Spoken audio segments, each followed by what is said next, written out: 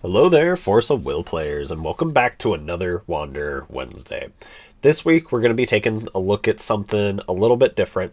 Um, this is my first kind of take on really a tribal type thing that FAO doesn't really do a great job with tribal, I think. They tend to more pigeonholed in different, like more ruler specific and less like race specific. We have had stuff in the past where races have mattered, like fairy tale, stuff like giants, kind of with Loki. Like they try to make it work via races, but a lot of the time the payoff with the race or trait that the cards have isn't that great. So today we're going to look at one that they've kind of focused on in the past, but hasn't really gotten a lot of new support. However, with some of the newer stuff, it kind of boosts it a little bit. And that deck that we're going to be taking a look at is Elf Tribal. So, for first off, we're using Fair. You can change your ruler around to like the Feath Sing ruler that would put in a 1/1 elf.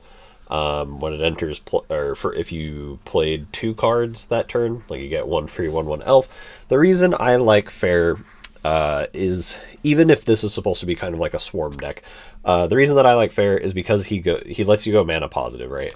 So every 2 elves you have give you 1 extra will on both your turn and your opponent's turn, depending on when you want to use it. So he just kind of has a good implication with like more mana, where feasting doesn't have more mana, but you generate more tokens. The other thing is Fair's judgment effect is a lot more impactful than Feasting's is. So if you don't know what his judgment effect is, we can take a look at it over here. So he enters play with 4 Gale Protection counters. That's less relevant, but when he does enter the field, you search your deck for an elf with total cost 4 or less and put it into play. So you get a mana ramp, effectively, in the form of either Cecil and Tia, which we'll get into, or you can get like a card value generator, or just whatever elf you want. There's no elf in the deck that costs more than 4. He also just allows you to give elves barrier, as well as giving elves +3/+3. At the time, Fair was really powerful because there wasn't anything like Black Moonbeam or Black Moon Ray in the format to just shoot J-Rulers and make it unchaseable, so he was really hard to deal with and practically unkillable at the time that he was out in New Frontiers. But nowadays, he can, in Wander, he can kind of just be shot, so mainly you're just trying to use him for the enter effect. The other thing is, with him being only 3 mana, we'll get into this in a little bit, you can use Dinner Time to judgment him out early if you so choose. But anyway, getting into the main deck, 3 Garon, 3 Fair Spell, 3 Lorite. Classic green cards, right? It's just, it's kind of the cancel suite. 4 Garon, 4 Fair Spell, 4 Lorite, they're just, it's the best cancel suite in Wanderer right now. So if you're playing green, if you have access to green, odds are your deck just starts out with 4 of each of these, and then you can trim them depending on where the deck is. We're at 3 of each. I needed to trim some cards. I wanted to keep it at 40 and not go over. But if you wanted to go to 43, or maybe cut some other cards that we'll get into in a second, you can definitely start playing more copies of these. The other thing with Lorite is he's also an elf. So he's already in the tribal archetype that we're playing. So there's that as well. Spirit Caller Elf, 1/1. It also gets a 1/1 elf token when it enters play. What Spirit Caller Elf allows you to do with Fair is it's basically a mana ramp, right? You get the 2 elves for the single mana, allows you to untap for Fair, so you have mana going into your opponent's turn.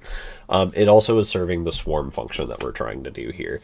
So just having multiple bodies with lower stats that we will use other cards to pump up that we'll get into in a second is better for us than trying to pump something up consistently like the Melfi Traveler of Rafarth. That gets tokens whenever you play an elf. Sacred Elf, it's practically the same thing as Spirit Caller Elf in this deck. It's just a higher stat line comparatively, and it just taps to produce mana. So you don't have to use it off of Fair's effect, it just has its own will ability. So we're just trying to get more will so we can cycle into our turns faster, play out more things, and kind of pop off. I said Dinner Time. This is a Dinner Time deck. If you haven't noticed from all the rest of the cards, this is also going to be mono green, or mono wind. So you'll be able to use all of Dinner Time's effect. You're not going to have any floating leftover will, nothing like that. And predominantly the deck is Resonators. We have Fair's Spell, right? And then Shiva enters the Game of Gods and Trishula down here, which I'll get into. But outside of that, your whole deck is resonators. You're just trying to play resonators. However, because of when the elf stuff was printed, their costs are going to be a little bit higher than what we would generally want. So dinner time is kind of used to bridge that gap between the early game into the late game, so we can kind of push it faster. These are dinner time payoffs mainly. Fina, the silver player, this is also one of the ways that our swarm pays off. She just buffs all of our elves by +4/+4. So that is Fina's purpose. 3 mana, give our board +4/+4. You don't want too many of them because then they start to become more dead because they're not actually doing anything, and they're fairly easy to get rid of on their own. Commander of the Crowd is a really good payoff option.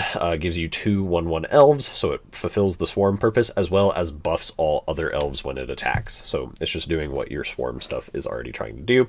And 3 mana, again, it's one of the dinner time payoffs.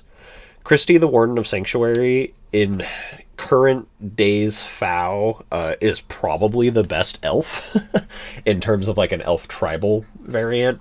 Lorite is definitely just the best generic elf, but if you're trying to play tribal, I think Christy, Warden of Sanctuary is probably just the best option. The reasoning for that one, again, she's 2 mana.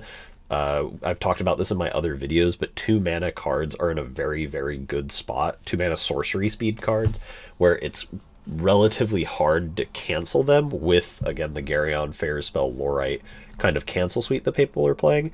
And because so many decks are pigeonholed into specifically that cancel suite, cards that have 2 mana, they're cards that cost 2 mana and are sorcery speed, are going to be in a much better spot. Once you start going to 3 mana and higher, then cards become third boonable, and people might start playing more third boons to deal with that post sideboard. However, what Christy does is she effectively gives barrier to all of your other elves, so not including her. If you have 2 in play, they would give each other barrier. I believe this card was printed before barrier was a keyword, so if this card was printed nowadays, it would just say other elves you control have barrier, pretty much.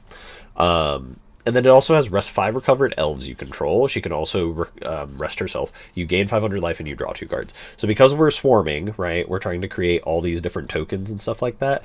Our Christy payoff is how we generate card advantage. We also gain a little bit of life. But it's primarily the card advantage that Christy has, as well as the barrier effect that's so powerful for us. Melfi, the successor of Sacred Wind, it's just to also have a little bit of extra mana ramp, especially on that 2 mana sorcery speed line. You could cut this completely and put in maybe more Garyon, Fairspell, Lorite, or something else if you want to. I just wanted to keep it in because I wanted a little bit of mana to kind of bridge the gap between the 1 mana to like 3 mana top end area. Fair Latoliel and Cecil and Tia. So these 2 cards are the 2 main cards that we're going to get off of the Fair flip. The 2 main cards we want to get off the Fair flip. The main one off of the Fair Resonator is you keep revealing the top card of your deck when he enters the field or attacks, and if it's elves, it just generates you card advantage. And then the Cecil and Tia generates you mana advantage. You can tap Cecil and Tia to recover 2 stones. Cecil and Tia also allows you to shoot stuff, so it's kind of a form of removal in and of itself. So that's just also a nice thing to have. But that's why these are just at 1 of. You only want to get them off of Fair, predominantly. The Fair Latoliel Resonator, you can also rest your elves to keep bringing him back over and over again. So he does also have that kind of bonus. Shiva enters the Game of Gods and Trishula. So both of these kind of serve the same effect. Shiva enters the Game of Gods is kind of twofold. One, it's a form of spot removal because we're swarming so much and we're trying to pump our cards up, etc., with stuff like Fina and other things like that. You can kind of just get free spot removal options off of the second effect of this. And then if you do have a large enough board, you're going to draw 3 cards. So it's also card advantage in the deck, all for 1 CMC. The other thing is it gives your board +2/+2 and Eternal. So it prevents your tokens from dying, prevents your other, like maybe your Christie from dying if they target it and you only have 1 in play. It just has a bunch of different options with that. Like one example would be your opponent plays a Virgilius, swings in, you have a whole board of tokens, and then they try and God's Art shoot everything, right? Shiva enters the Game of Gods, give them all Eternal, they don't die, and then you can block or do whatever you want. So it has that kind of playline. There aren't a lot of board wipes that are currently being played. However, it is still nice to have that. Trishula. Trishula, again, hits that sweet spot of 2 mana, sorcery speed card. It also ramps you stones, which we'll get into also becomes value at a certain point. And then it also gives J Resonators you control Pierce and Eternal permanently if the attack of all J Resonators you control is greater than 3,000. So if you ever have a large enough swarmed board, you get a Commander of the Crowd pump, you have a couple Finas in play, or just one Fina in play, you have a Fairer, Judgmented, right? You can pretty easily hit that 3,000 attack mark, giving all your stuff Pierce, which will allow you to just get in more damage. Moving into the stone deck, because we're mono green, we're playing a little red. There's no reason not to. It just can randomly give something +2/+2. You're only producing green, so we're just going to play the one little red. The one Feasting, same concept, we're only doing green, and it can just randomly be used to give something effectively barrier as well. Spirit Stone. This is where our stone ramp kind of turns into value, right? So if we do get to ramp out a couple more stones, we can sack off our stones, or if we just have Melfies in play, we have Sacred Elves or Spirit Crawler Elves, we just have more mana to work with, we can sack off these Spirit Stones for value. Again, they just produce green, but you can banish it to draw a card. Speaking Stone, again, it's just green, it's just barrier in case you're playing against a stone destruction deck. There are a couple out there. Not too many, but there are a couple. I did the Witch Stasis deck that has Stone Destruction. There is a Nyarlathotep version as well, the new Nyarlathotep, that I might make one of these days. But again, you're just stuck in green, might as well just have a nice stone that has an additional effect, right? So that's why we're playing the 4 Speaking Stone. Again, normally I said I don't do sideboards. I just wanted to mark this. Elvish Bowman, tap to destroy target addition. It's a single mana, it's an elf, it's in the tribe, right?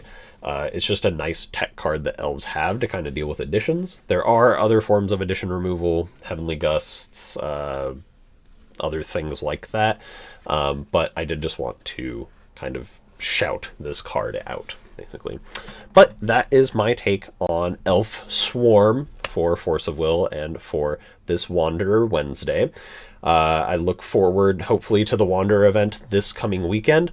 We'll have a tier list, or an updated version of the tier list, as well as a tournament report coming out for that after it has concluded. Whether I do that for a Wanderer Wednesday or just do another deck list and just put out a whole bunch of videos back to back, we shall see.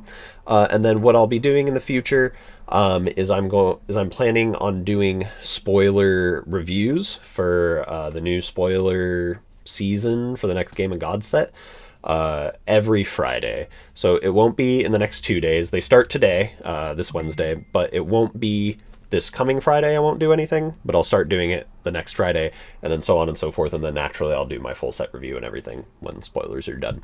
But thank you all so much for watching today. Hope you have a great rest of your day. Bye bye.